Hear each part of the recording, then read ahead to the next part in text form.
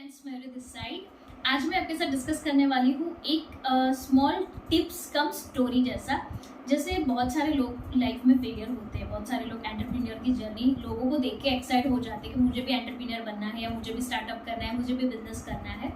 But अगर कोई ने स्टार्ट किया बिना रिसर्च किया, कुछ भी करके आपने एक बार स्टार्ट तो कर दिया, बट प्रॉब्लम ऐसा आता है कि स्टार्ट करने के बाद तुरंत ही फेलियर फेस करना पड़ता है। क्यों? क्योंकि lake of knowledge, lake of financial condition, lake of the product knowledge, और ऐसे ही किसी को देख के आपने स्टार्ट कर दिया।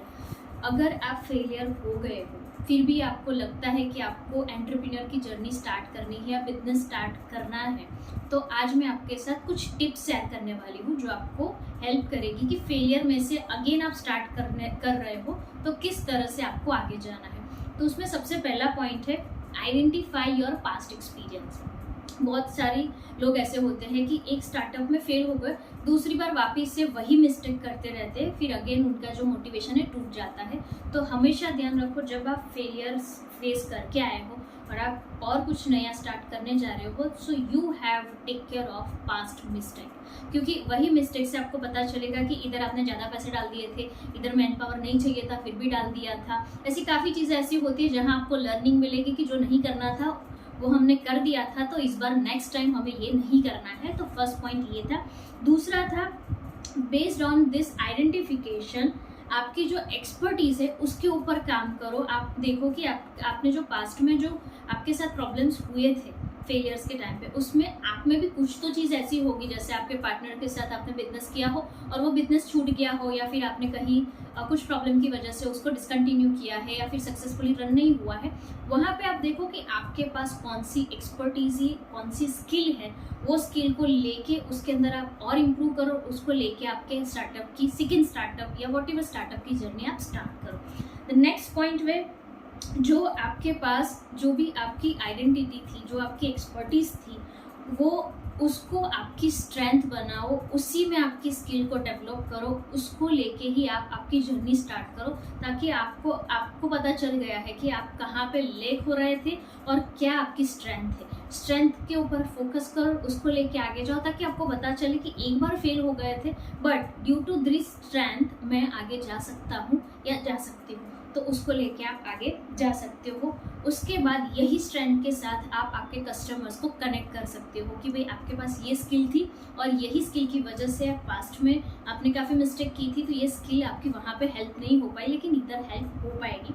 उसके बाद है आपके पास जितना भी एक्सपीरियंस हुआ वो पूरा का पूरा उसको कलेक्ट करो। किस तरह से कि भाई आपको ऐसा लग रहा है कि आपने कहीं पे फ्रीलांसिंग किया है या फिर कोई और जगह पे आउटसोर्सिंग काम से आपके पास कुछ मिला था। ऐसी बहुत सारी सर्विसेज है जहाँ से आप आपका काम लो, आप काम दो, और आप एक जो भी आपकी मिस्टेक्स थी उसी के साथ आप मैच कर दो पूरा, और फिर आगे की जर्नी के लिए वहीं से लेसन्स लेके चलो।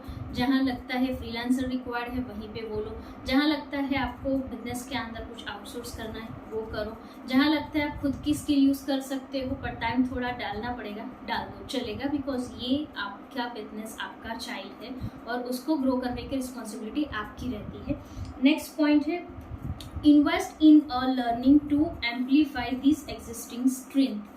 आपको बहुत सारी चीज़ें आपके लर्निंग के ऊपर डालनी पड़ेगी, बिकॉज ऑफ आपका टाइम बहुत कीमती है, लेकिन आपके स्टार्टअप के साथ आपको बहुत सारी बेसिक्स चीज़ें लर्न करनी रहेगी जहाँ से आपकी स्ट्रेंथ है वो और आगे बढ़ सकती है। जैसे कि आपको आईटी के गैजेट्स या आईटी नॉलेज, बहुत सारी चीज़ें ऐसी होती है वो आपको सीखनी पड़ेगी, ताकि आप बहुत सारी जगह पे डिपेंडेंसी छोड़ के आप खुद का डेवलपमेंट कर सको बिना किसी की हेल्प के साथ, और वहाँ पे आपका टाइम और पैसे दोनों बचेंगे।